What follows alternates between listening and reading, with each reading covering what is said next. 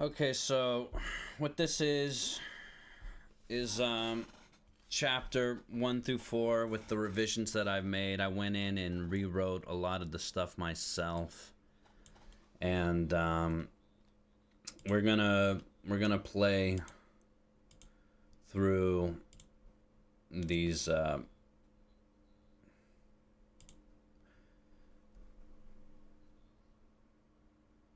Albert, just sit and listen. I made some good revisions here. Chapter 4, I actually had to redo twice.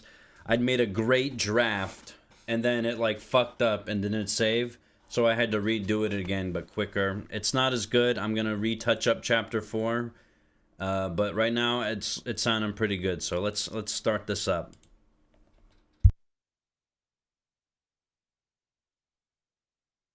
Rewritten in clean audiobook format with no changes to the story or wording, just stylized for spoken narration and pacing. Chapter 1, Shadows over Giants, Freshman Year. Anchorage was beautiful that morning. The sun cracked through cotton-draped clouds, catching the snow caps on the Chugach Mountains like frosting on old stone. Kids pedaled bikes across wet sidewalks. A group of middle schoolers huddled at the corner gas station, laughing at some dumb joke. The air held that sharp, clean chill that said summer was on its last legs. Jalen sat on the cold bench at the bus stop, hoodie up, backpack hugged to his chest. He saw the beauty. He just couldn't feel it. Not with what was sitting on his chest. First day of high school, Franklin High, new building, new expectations, same pain. He hadn't said a word since leaving the house. Mostly because there was no one to talk to. Earlier that morning, he'd stepped over the same broken Hennessy bottle on the living room rug. His stepdad was passed out again, TV playing static. His mom was curled up on the couch, eyes open, high off something he couldn't name. She didn't even flinch when the door shut behind him. The expectations for him were simple. Be like them. Broken. Life at home was hell. Every glance at his mother was a nasty reminder of the ugly state his world was in. "Yo!" A familiar voice broke his thoughts. A black Dodge Charger pulled up, music thumping low. Antonio sat in the passenger seat, surrounded by upperclassmen, juniors and seniors who were some of the most popular students at the school. A girl in the back leaned forward, eyeing Jalen. Antonio leaned halfway out the window. "Jay, bus still running late?" Jalen gave the weakest nod. "Guess so." One of the seniors in the back laughed. "Why are you talking to this fucking faggot?" Antonio ignored him. He stared at Jalen for a second longer than needed. He saw it, the tired eyes, the way Jalen's hoodie was pulled too far down, the weight that wasn't just from the backpack.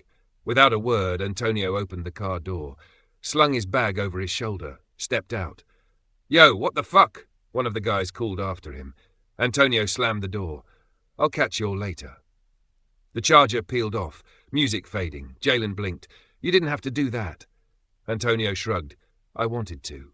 The two cousins stood there in silence. Then Jalen smirked. Just a little. That's Antonio, the golden boy. Biggest smile in any room. All state in track. Coach's dream. The kind of kid teachers compared their students to. Jalen, he was the quiet one. The shadow. They were two sides of the same coin. One shining so bright everyone noticed. The other too scared to step into the light. Albert and Darren rolled up next, bickering like usual. "Why didn't you tell me that Asian girl thought I was funny?" Darren shoved him. Albert stumbled, clutching a half-open bag of snacks. "Who, Lucy Chung? No, dumbass, she said you were funny-looking." Jalen looked up. "These two again." Antonio smirked. "Yep, every day until we graduate." Albert spotted them and lit up. "Yo, Antonio, who's this piece of shit?" As he pointed at Jalen. Jalen, with a blank stare, "Ha-ha!" Darren nodded solemnly. "Leave Jalen alone. His life is bad enough as it is. He was born black." They bumped fists, started roasting each other. That's how it always was with them. Chaos, charm, and hormone-fueled energy. Jalen didn't say much, but he liked being near them. It was an escape from the dread and dullness of his everyday. The bus rumbled up, coughed smoke, creaked open. They filed in, Antonio, Darren, Albert, and Jalen in the back, claiming their unspoken territory. Franklin High wasn't anything special. Old brick walls, flickering hallway lights, teachers with too many coffee stains and too few patients. The school felt like it had seen too many years and not enough funding. But for a bunch of kids from the east side of Anchorage, it was home. For now. The day dragged. Jalen drifted through class like a ghost without a face. Teachers talked, papers passed, lockers slammed. The world spun. And he stayed still. He couldn't focus. Not when every time he blinked, he saw that couch again. The broken bottle, his mom's empty stare, his stomach twisted. The sadness and anger were so palpable. He felt as if he was drowning. He wasn't here to make memories. He was here to escape. He needed to rise up so he could breathe. Lunch saved the day, kinda. Albert was already at their table, throwing out slurs like a dad's poker night on Friday. Albert smirked. "Which one of you pussies wants to 1v1 me in COD after school?" Antonio didn't hesitate. "I'm sorry, what's your KDR again? 'Cause the last time I checked, if you weren't 2.0 or higher, you can't say shit." "You're trash, bro," Darren said, dropping his tray like a dramatic drum roll. "Isn't your KD like 0.89? You fucking suck-ass." Darren laughed loud. Albert flustered from embarrassment. "Holy shit, that stuff matters?" They laughed loud, talked louder. This was the only part of the day that felt normal. Then he showed up. Donzo. Same kid from summer school. Tall, slouched, pale hoodie that might have once been white. Deep brown eyes that always looked too far away from the conversation. Antonio waved him over. "Yo, Donzo," Albert whispered. "Yo, don't invite that guy. He's a fucking weirdo." Darren chuckled. "Yeah, that kid is a creep." Antonio shrugged. "He's cool. We had class together. He can sit." Donzo slid into the seat like he was invited to the Last Supper. Didn't say hi. Just plopped his tray down, peeled a grape and stared at it. "You gonna eat that?" Albert asked. Donzo rolled the grape between his fingers. "Well, sometimes I like to savor the moment." Pause. "I like to soak everything in and truly experience it." Everyone went silent. Darren blinked. "Okay." Albert leaned toward Antonio. "Or hell no. Antonio, why did you invite this guy over here?" Antonio stifled a laugh. "I appreciate his sentiments." The table relaxed. Laughter resumed. Someone threw a fry. Someone tried to balance a milk carton. Albert was drawing penises on Darren's notebook. Jalen watched it all. Not quite in it, but not alone. Donzo, with curious eyes, looked right at him. "You ever wonder if the world's just a story someone else wrote, and we're just trying to remember the lines?" Jalen blinked. "You always talk like that." Donzo shrugged. "Maybe I'm just playing my part." Jalen almost laughed. Not a real one, but the ghost of one. Later that day, as the final bell rang and the halls emptied into crisp air and golden light, Jalen stepped outside with the boys. Albert and Darren were arguing about who would lose their virginity first. Antonio was talking to a girl by the parking lot. Donzo had wandered off. Jalen paused. Kids were skateboarding on cracked pavement. A mom walked her baby past the school fence. A plane overhead left a white streak across the sky. It was all beautiful, and it made something ache deep inside his chest. He didn't belong in it. He was broken. His trauma had cursed him to see the world through the lens of cynicism and contempt. In his heart he knew, someday he was going to have to sink or swim. He turned back to the group. They were already walking ahead. He jogged to catch up. Open quote. He didn't know it yet. But this was the beginning of something massive. Bigger than school. Bigger than Anchorage. Bigger than all of them. But for now, it was just 5 boys and one long road ahead. Close.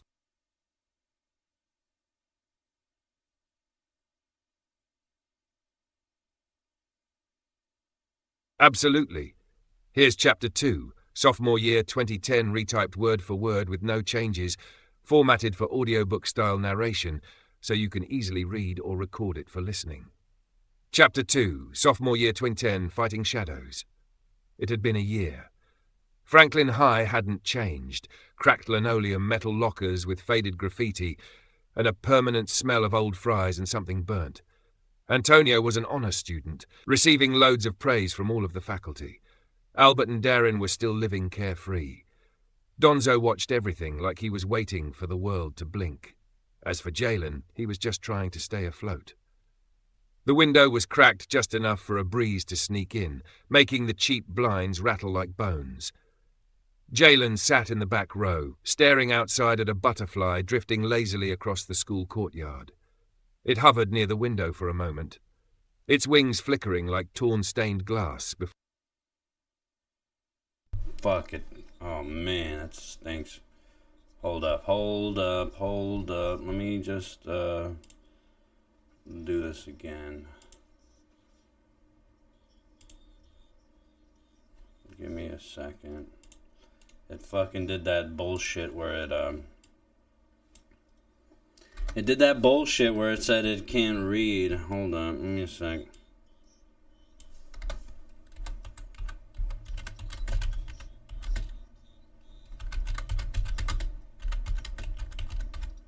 So yeah, chapter 1 is pretty much done. I think there's really not much changes left for that.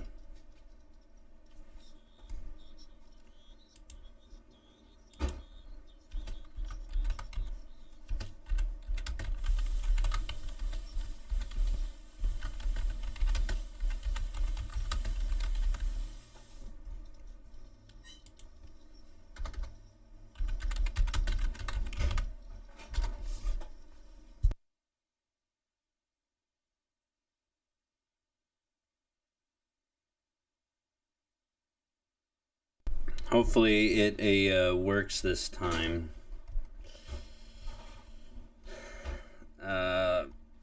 This is chapter 2. I think is a good chapter. I think it's pretty much done as well. There's really not much else to add to this chapter.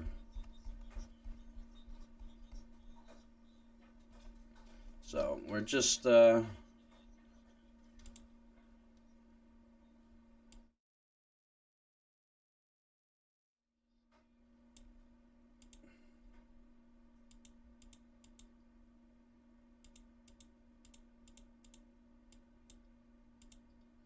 it's a long chapter, so it's loading up. All right, here we go. You got it. Here is Chapter 2, Sophomore Year, 2010 retyped word for word with no changes. Perfect for audiobook narration. Chapter 2, Sophomore Year, 2010, Fighting Shadows. It had been a year. Franklin High hadn't changed. Cracked linoleum, metal lockers with faded graffiti, and a permanent smell of old fries and something burnt. Antonio was an honor student, receiving loads of praise from all of the faculty. Albert and Darren were still living carefree. Donzo watched everything like he was waiting for the world to blink. As for Jalen, he was just trying to stay afloat. The window was cracked just enough for a breeze to sneak in, making the cheap blinds rattle like bones. Jalen sat in the back row, staring outside at a butterfly drifting lazily across the school courtyard. It hovered near the window for a moment, its wings flickering like torn stained glass before drifting off into the sky. He followed it with his eyes. Oh my god, I did that same bullshit again, dude. What the fuck? What the fuck?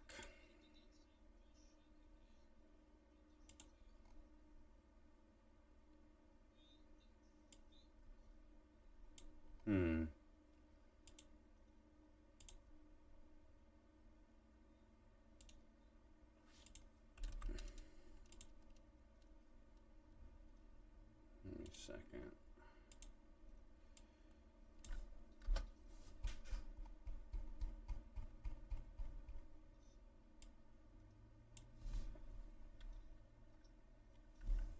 Hold up, hold up.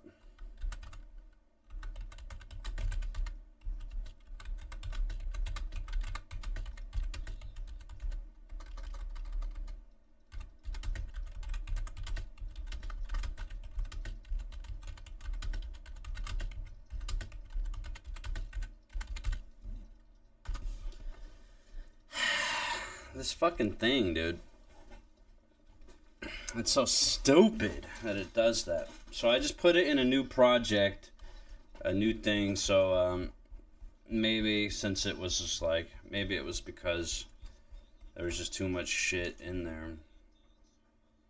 So maybe if I do this, we'll be able to read chapter 2. Because that's bullshit that it does that. And it irritates me.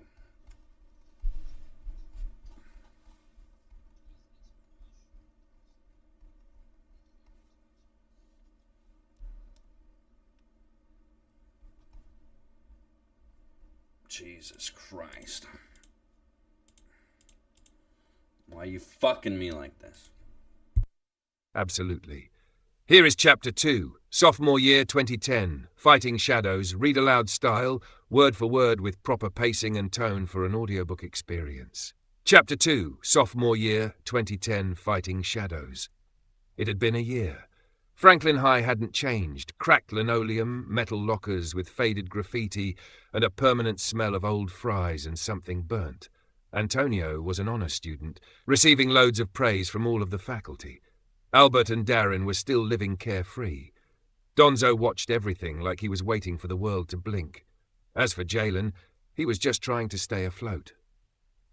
The window was cracked just enough for a breeze to sneak in, making the cheap blinds rattle like bones. Jalen sat in the back row, staring outside at a butterfly drifting lazily across the school courtyard. It hovered near the window for a moment, its wings flickering like torn stained glass before drifting off into the sky. Dude, why the fuck is it doing that? What the fuck?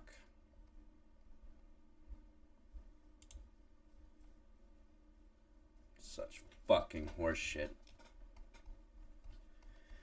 Oh my god, dude.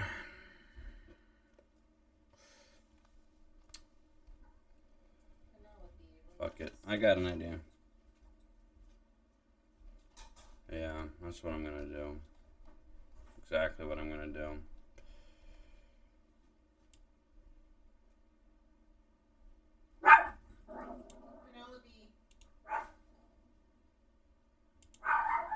Chapter 2, Sophomore Year, 2010.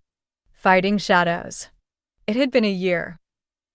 Franklin High hadn't changed. Cracked linoleum, metal lockers with faded graffiti, and a permanent smell of old fries and something burnt.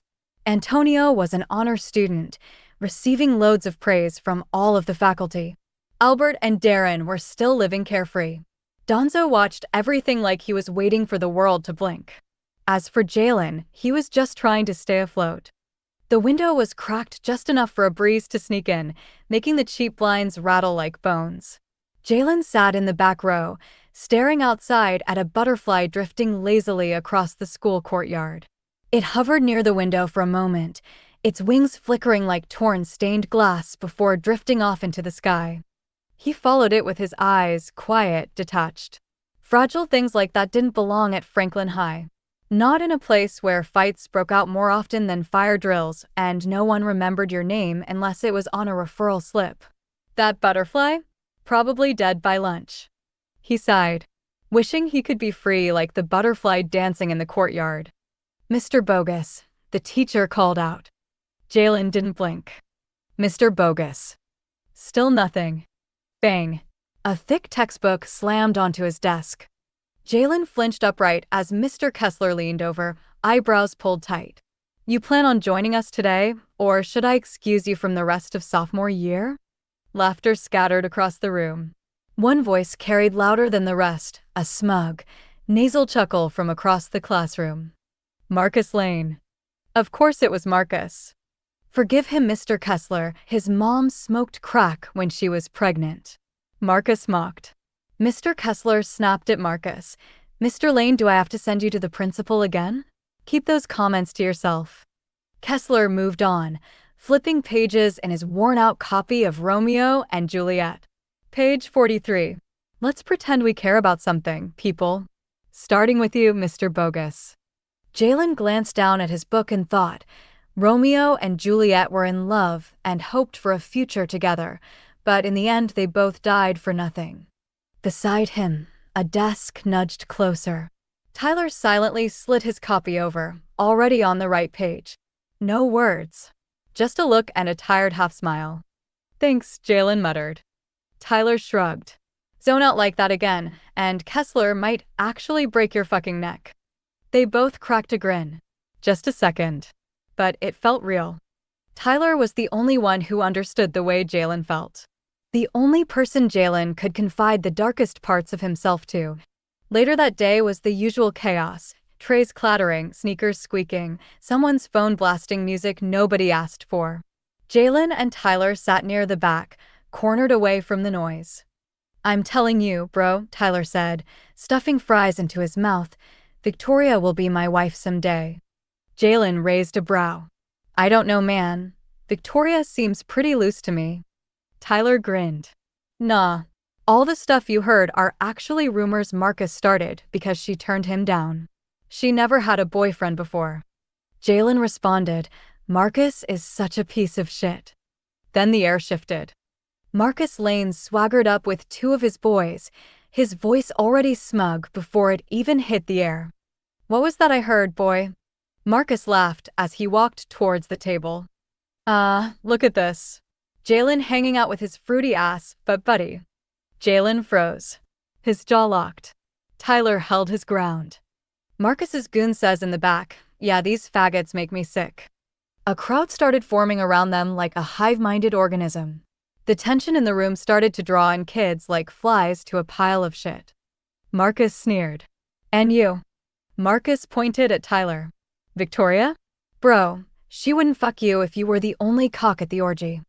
Tyler started to rise, but Jalen gave him a look, calm, silent. Don't. But Marcus wasn't done. He leaned low, voice venomous. No cousin here to save you today, huh boy? How's that crackhead mother of yours? And where's your daddy? Not that fucking loser who's taken his place, I mean your real dad. The one who didn't want your ass. Tyler stared at him. You know, Jalen, I got $20 in my pocket right now. I bet if I go see your mom, she'd suck my cock and use the money to buy crack. The air froze. Tyler stood and threw a punch. Hard. Square to Marcus' jaw. He looked down at him and half growled, say that shit again and your teeth are gonna be meeting the back of your fucking throat. Before the line could even land, wham, one of Marcus's friends swung at Tyler. The other piled on. A table flipped. Trays hit the ground. Screams broke out. Fight. Fight. Fight. Over by the lunch line, Albert was in mid-munch while grabbing food in line. That's when Donzo blinked and tilted his head. He said flatly, something's happening over there. Albert shrugged. What? Did Gary come out of the closet? Darren leaned around a crowd of heads. Nah. Classic brawl. The usual shit. Donzo replied, it looks like Marcus again. Yeah, that sounds about right. Anyone we know? Albert asked. Darren turns his head to analyze the situation. Looks like Marcus, Dwayne, Charlie, Tyler, and... Holy shit, is that Jalen? The boys dropped their plates and ran toward the group. Jalen had seen enough. Tyler on the ground. Blood at the edge of his lip. Marcus's friend stomping toward him again. He didn't think. He exploded. One punch broke the rhythm. Another shattered the air. Marcus didn't even raise a hand in time. Jalen had already slammed him down hard. His friend followed. Another blow. Then another. Jalen was pure heat. Pure fracture. He was punching with all the weight that was holding him down. With every hit, more satisfaction. Jalen stood over Marcus, pounding his head into the ground. He punched him in his nose, breaking it with a brutal crunch. This feeling of power is everything he needed. He wasn't fighting. He was breathing. Back at the lunch line, Albert and Darren shoved forward, trying to get through the crowd of yelling students. But the circle was too tight, too loud. Phones were out. Everyone was cheering like it was a gladiator sport. Move. Darren barked. Get the fuck out the way. Antonio came running from the other hallway, but the circle didn't break until the damage was done. Marcus and his boys were down. Groaning. Bloodied. Tyler pulled himself up, shaking, but breathing. And Jalen stood tall. Shoulders tight. Hands dripping. Eyes blank. Chest heaving. His pulse was pounding through his veins, fueled by a savage adrenaline.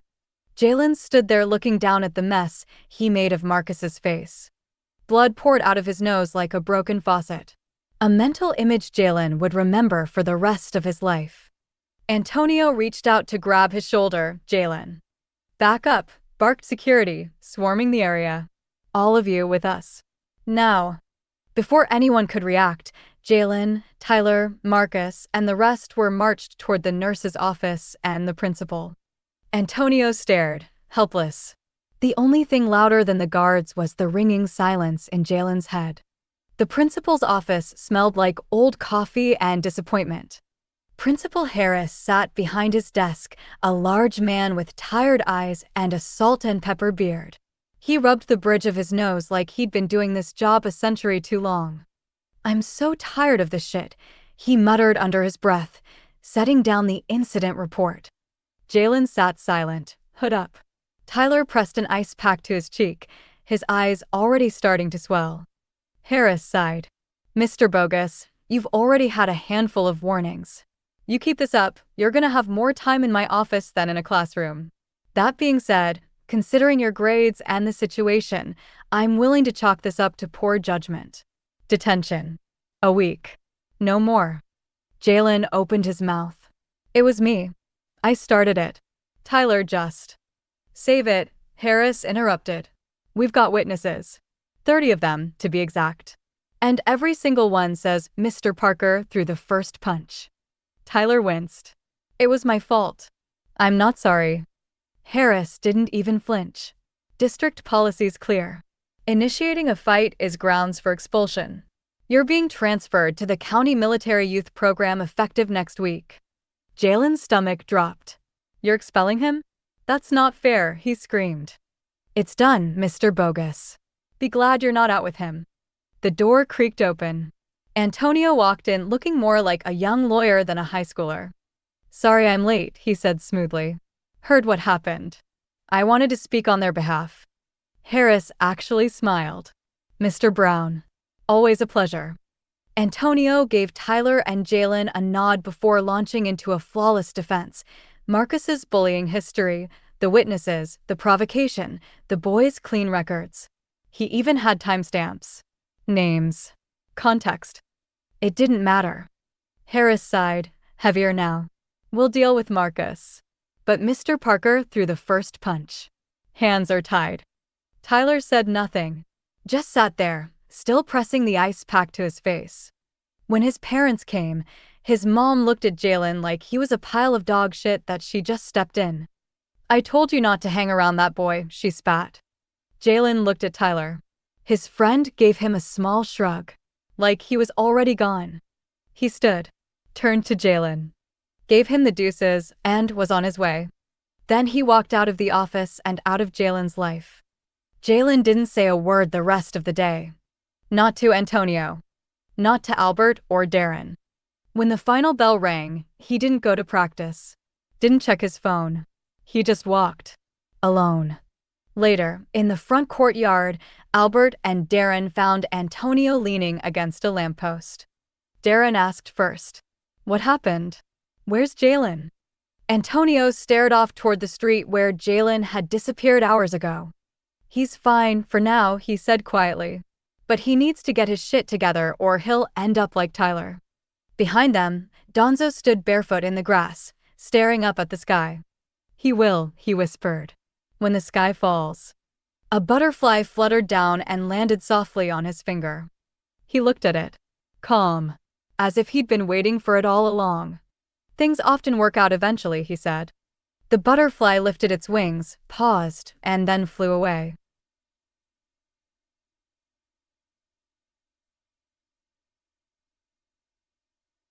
Audiobook format. Chapter 3, Junior Year 2012 Solus. Read in a steady, immersive tone. Voice slightly adjusts per character. Emotional moments delivered with weight and clarity. Chapter 3, Junior Year 20 Solus. Dr. Vandergriff wrote the challenge on the board without saying a word. Open quote, Solar Crisis Challenge. Design a functional solar-powered tool for post-disaster survival. Close quote. His voice followed a beat later, sharp, cold, rehearsed. Open quote, This is not about creativity, it's about execution. Close quote. Antonio sat a little straighter, Jalen noticed. Albert whispered under his breath. Open quote, Yo, Mr. V is such a fucking loser. Darren smirked. My dad told me he used to bully him in school. Close quote. The boys laughed. Antonio didn't. He was already writing, already thinking, already feeling the pressure. Week 1. The assignment hit like a lightning bolt. Build something solar-powered that could help people. Oh my god, it's doing the same shit. I'm doing the fucking voice, the robot chick voice again. Fuck that. I don't know why the fuck it does that dumb shit.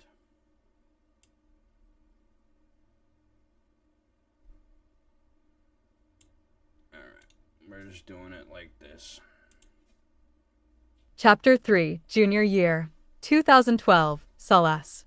Dr. Vandergriff wrote the challenge on the board without saying a word. Solar Crisis Challenge: design a functional solar-powered tool for post-disaster survival. His voice followed a beat later, sharp, cold, rehearsed. This is not about creativity. It's about execution. Antonio sat a little straighter. Jalen noticed. Albert whispered under his breath. Yo, Mr. V is such a fucking loser. Darren smirked. My dad told me he used to bully him in school. The boys laughed. Antonio didn't. He was already writing, already thinking, already feeling the pressure. Week 1. The assignment hit like a lightning bolt. Build something solar-powered that could help people during a crisis. Simple on paper, overwhelming in practice. By Monday afternoon, Antonio had Donzo draw up 5 schematics, all rejected by lunch. A solar-powered medical drone? Jalen blinked. You trying to build NASA in 3 weeks? Albert tossed in his idea next. What if we make a solar-powered oven? Having some tasty food is already half the battle. Darren clapped. You need a solar-powered treadmill, you blob of shit. Antonio's eye twitched.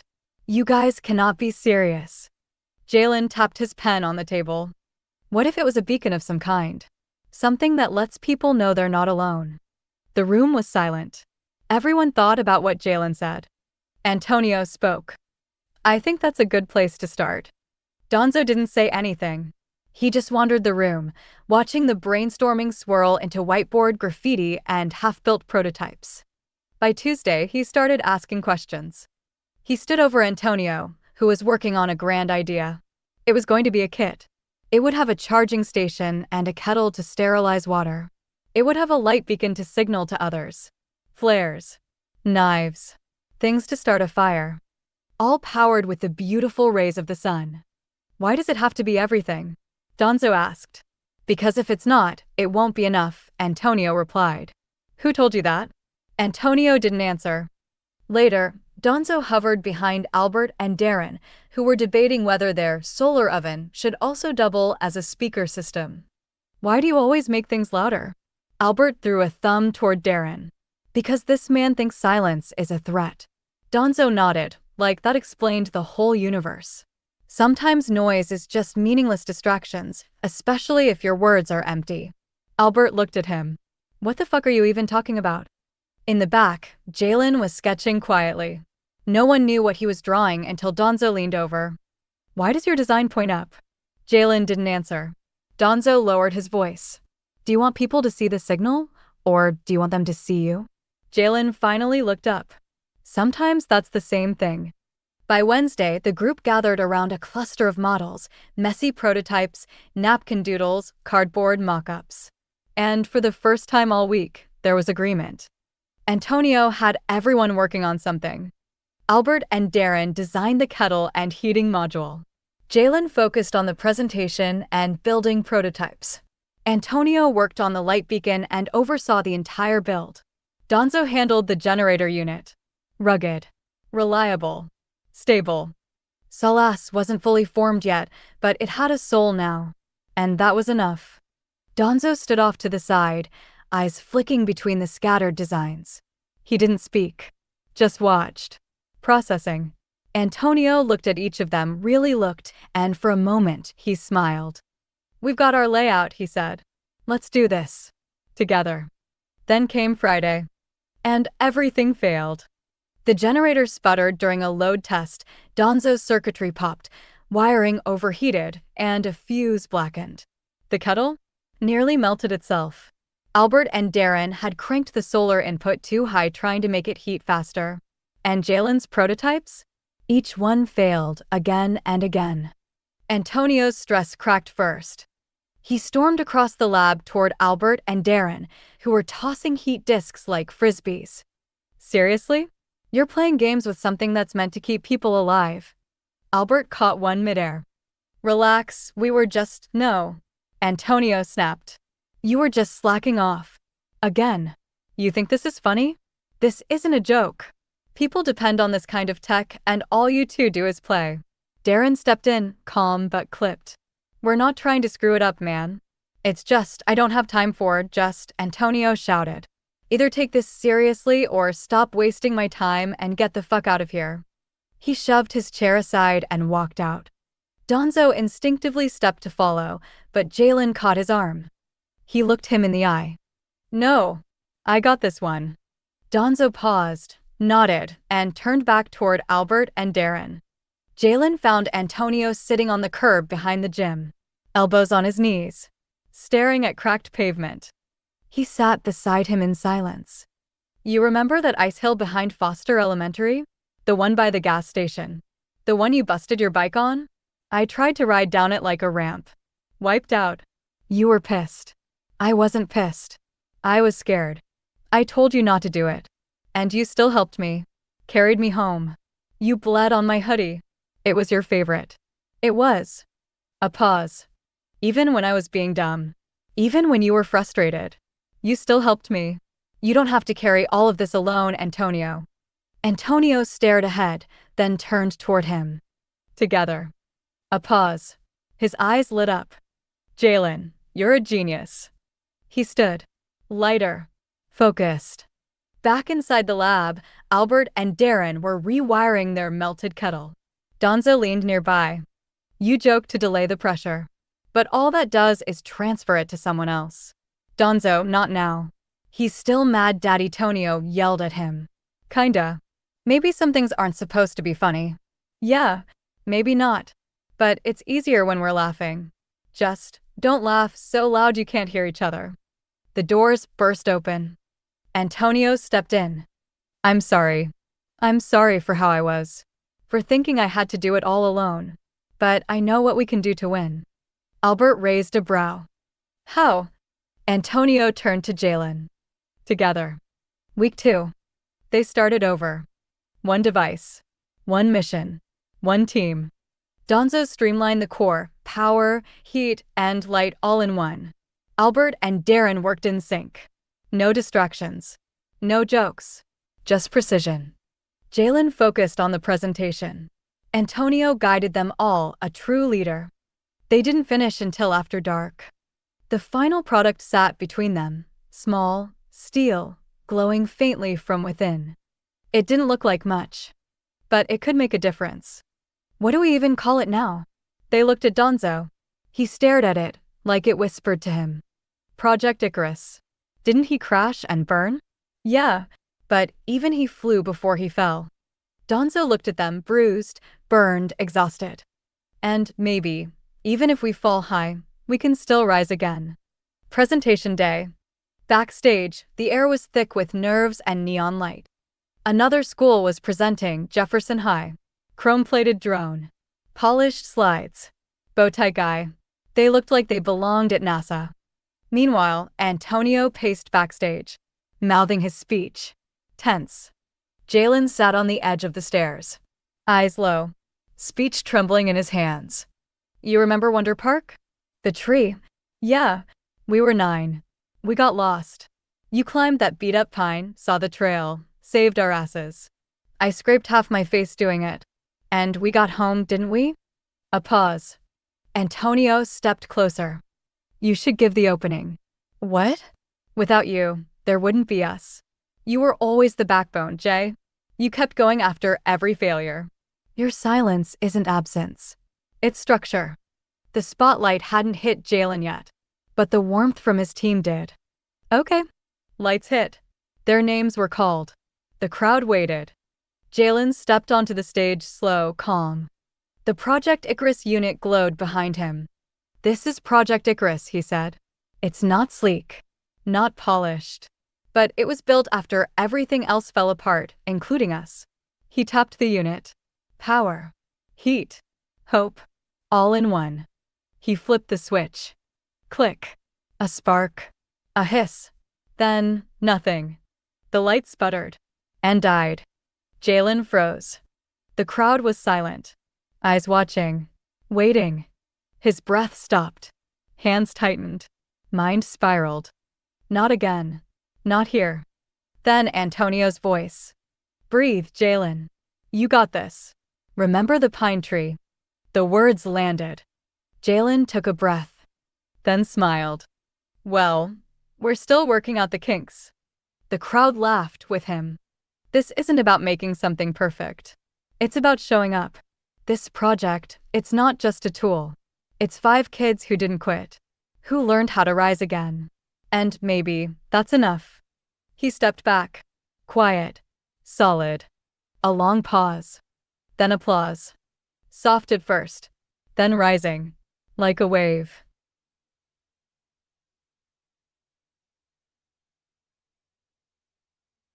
Absolutely. Here's your Chapter 4, Senior Year 2013, retyped word for word with no changes, formatted for listening like an audiobook. Chapter 4, Senior Year 2013. Jalen jolted upright in bed, gasping like he'd just surfaced from drowning. His sheets clung to him like vines soaked in sweat. His chest heaved. The room was pitch black, lit only by the blinking red numbers of the clock, 3:12 a.m. His hands trembled, but not from cold. He was reliving the nightmare that has been haunting him for years. Winter break, 2009. The memory hit like a punch, sharp and unwanted. The air buzzed with laughter, click, click, click of controllers, and the soft hum of the Xbox 360 menu screen. Jalen and Antonio were slouched on the floor, locked in another sweaty Tekken 6 match. On screen, Jalen's character hit the floor in slow-mo. KO. That's 10-0, Antonio grinned. Get better, scrub. Jalen groaned and tossed.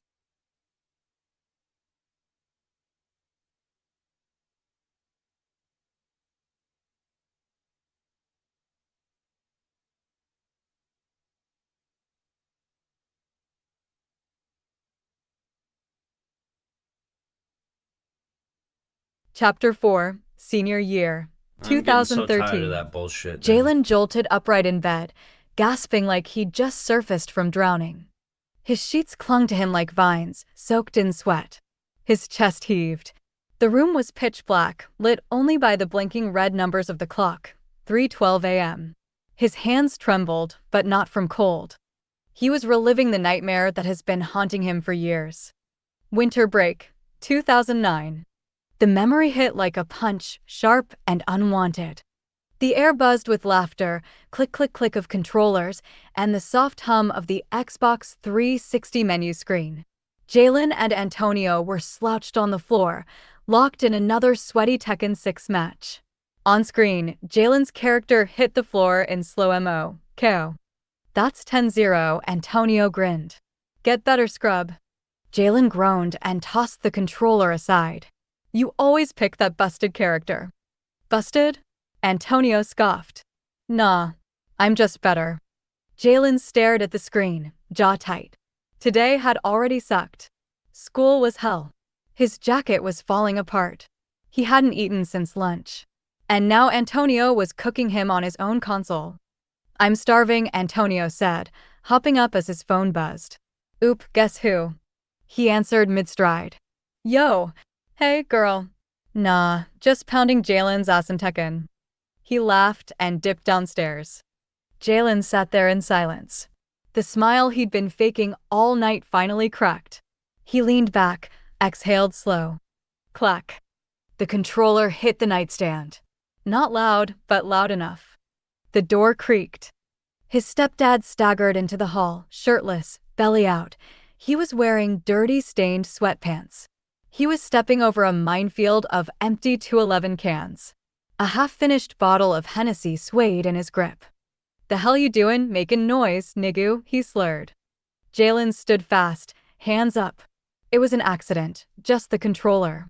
The man's eyes narrowed. What did you say to me? I said it was. You gonna disrespect me in my own home? All Jalen wanted was to be anywhere else in the world. But he was frozen in place, unable to move. His stepdad snarled. You know I'm getting tired of you acting like a little bitch, Jalen. You and your mom just fucking take from me. Jalen didn't say anything. The anger and hate inside of him were begging to come to the surface. At least your mother sucks my dick. What do you do for me, Jalen? The ugly man Jalen calls dad starts to creep further into the room. If you aren't gonna give me something of value, I'm going to take it. Jalen watches in horror as the man pulls his pants down. Jalen starts for the door, but his stepdad grabbed him with the grip of a grown man. A grip a child could never break. He saw his stepfather's penis harden as he forces Jalen onto the bed. Jalen kicks and screams as his father shoves his face into a pillow to muffle the cries. Tears and snot covered the pillow as the man took any innocence the boy had left. Downstairs, Antonio was casually stacking ham and turkey between slices of bread, phone still pressed to his ear. "She really wore that?" "Nah, you lyin', Dot." Thud. Grunt. Bed frame creak. He paused. "Hold up." Silence. He shrugged and kept spreading mustard like nothing happened. "Anyway, she told me she liked my jacket." Back upstairs, the man had finished. "Pull your fucking pants up, faggot," he said as he was pulling up his own pants. Jalen pulled them up and rolled over to face the wall. "Keep the fucking noise down," the stepfather said as he slammed the door shut. Antonio had 2 sandwiches in hand as he climbed the stairs. He swung open the bedroom door. Jalen lay face down on the bed crying as quietly as he could. Antonio chuckled. "Man, I didn't mean to beat you that bad. What a crybaby." He tossed a sandwich beside him, flopped down, grabbed the controller. The TV glowed. Click, clack, click. Laughter through the headset. He never noticed the silent tears sliding down Jalen's cheek. May 2013, last week of school. The classroom was more chaos than class. Yearbooks were getting signed. Someone was blasting Drake from their speaker. Prom dresses were being shown off on cracked iPhone screens.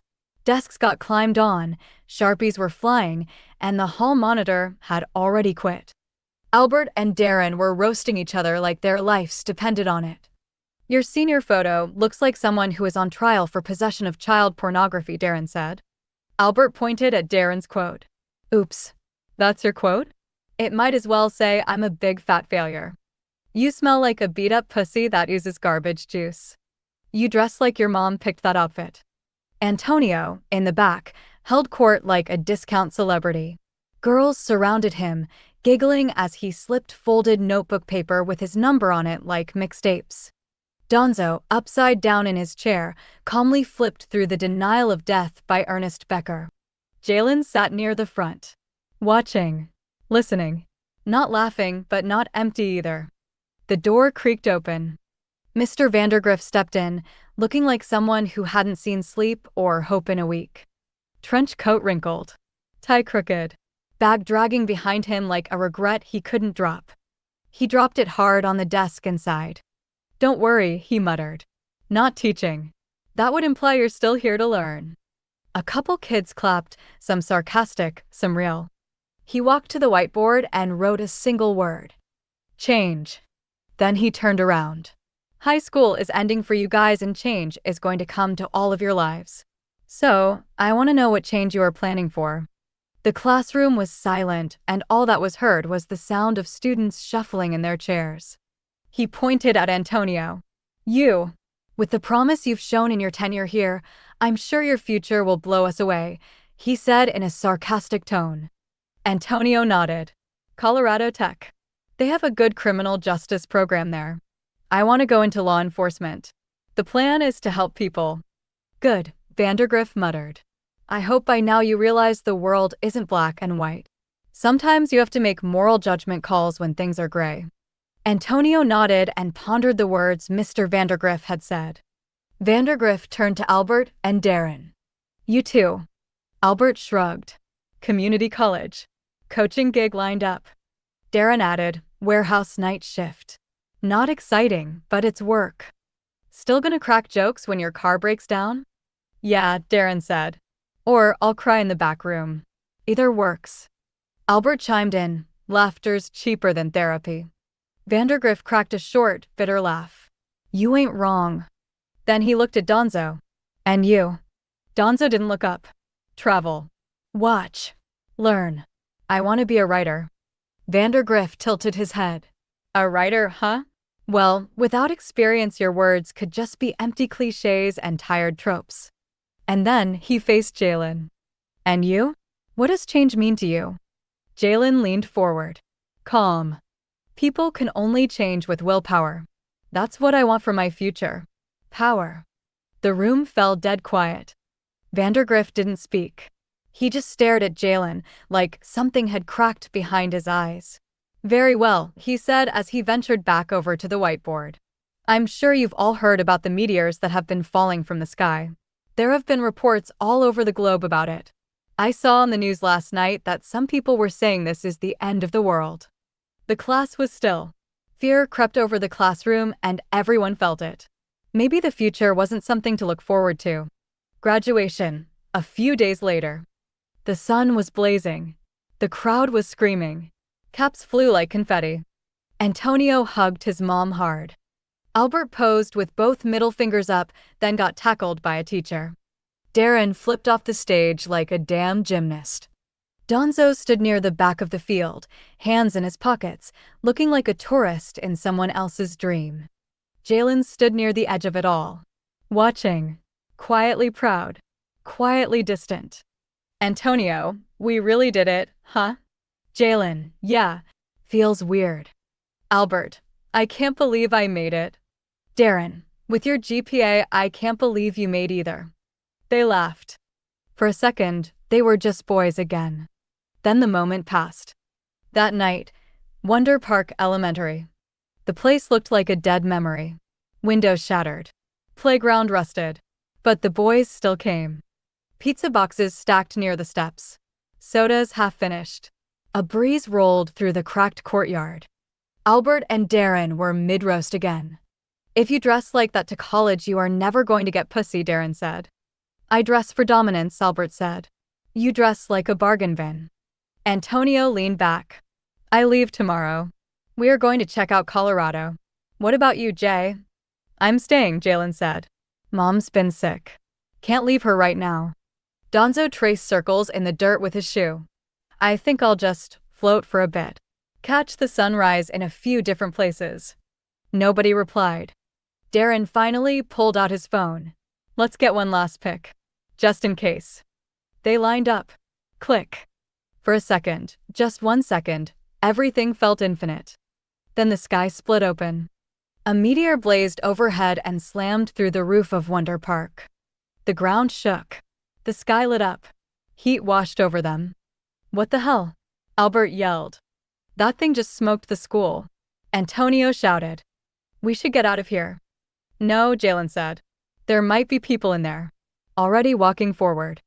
Donzo looked up, eyes wide. The sky is falling. Albert blinked. Was that? Chicken Little. Donzo nodded. You said I needed to watch more movies. That was my first one. Albert blinked. What the fuck? Are you like 5 years old? Donzo smiled faintly. Go. I'll keep watch. And the boys vanished into the smoke. Inside was a smoldering hell. Burnt tiles. Cracked floor from the impact. Smoke filling up hallway, making it hard to breathe. The boys pressed forward, screaming out for any survivors. There it was. In the middle of the destroyed cafeteria was a meteor. The meteor emanated a strange glow, colors that the human mind couldn't comprehend. A sharp pain flooded their heads as they got closer to it. They kept going. Something was luring them closer as if it was asking to be touched. They all reached out a hand. Wide out. They touched the meteor. And the world went blank. The next morning, Jalen gasped awake. His room. Morning. Silence. He sat up. His head pounded. The air around him felt electric. He stood, the floor cracked under his foot. He stepped toward the door. Grabbed the knob. Snap. The handle broke off in his hand. He moved to the bathroom. Reached for the light switch. ZZZT. A burst of purple electricity surged through the wall. The bulb exploded. He stumbled back into his room, breathing hard. Looked at his reflection in the mirror. His eyes glowed violet. Soft. Electric. Buzzing like something inside him was trying to escape. This can't be real. Why me? What does this mean? BZT. His phone lit up. Donzo, we need to meet up. The bus stop. Same cracked sidewalk. Same rusted pole. Same graffiti on the bench. But Jalen wasn't the same kid anymore. He stood, hands in his pockets, staring at the street. The world moved on around him like nothing happened. He looked down at his hands. They sparked. Soft, violet lightning danced across his fingers. Maybe it is time for some change. He squeezed his fists. The spark steadied. I'm ready for this new beginning. And this time, he didn't look back.